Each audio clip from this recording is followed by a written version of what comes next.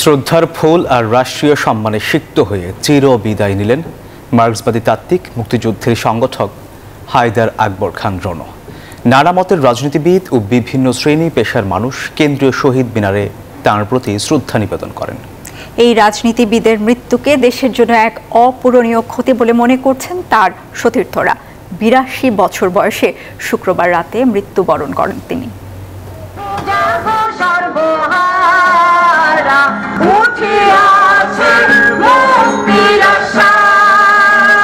মুক্তির আশ্বাসে জীবন মরণ পণ করে লড়েছিলেন হায়দার আকবর খান রণ।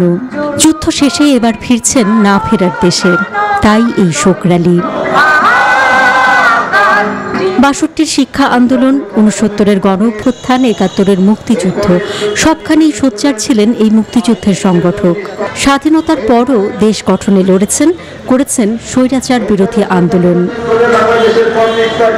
বাম রাজনীতির তাত্ত্বিক গুরু হায়দার আকবর খান রণর নিথর দেহ সোমবার ফিরল সিপিবির কার্যালয় মুক্তিভবনে। সেখানে কমরেডকে লাল সালাম জানান সতীর্থরা।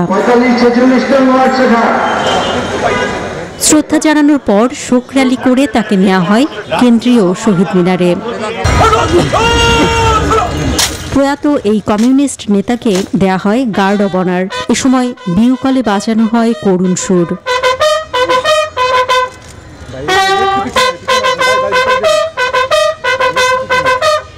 রাষ্ট্রীয় সম্মান শেষে শ্রদ্ধা জানান বিভিন্ন শ্রেণী, পেশা ও মতাদর্শের মানুষ।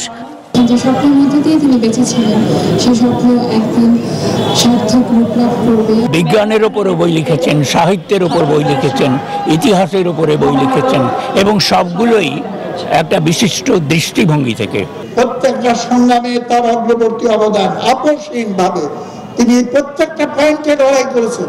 আওয়ামী লীগ, বিএনপি সহ বিভিন্ন রাজনৈতিক দলের নেতারা মুক্তিযুদ্ধ সহ বিভিন্ন গণতান্ত্রিক আন্দোলনে হায়দার আকবর খান রণর অংশগ্রহণ ও অবদানের কথা স্মরণ করেন।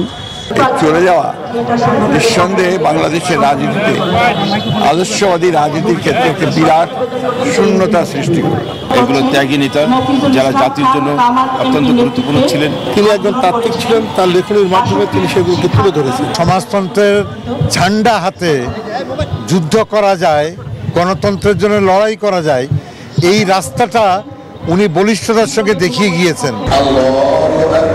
শহীদ মিনার থেকে তার মরদেহ নিয়ে যাওয়া হয় ঢাকা বিশ্ববিদ্যালয়ের কেন্দ্রীয় জামে মসজিদে। সেখানে তার নামাজে জানাজা অনুষ্ঠিত হয়। এরপর বনানী কবরস্থানে মা বাবার পাশে দাফন করা হয় বাম রাজনীতির এই উজ্জ্বল নক্ষত্রকে। অন্তরা বিশ্বাস, নিউজ 24, ঢাকা।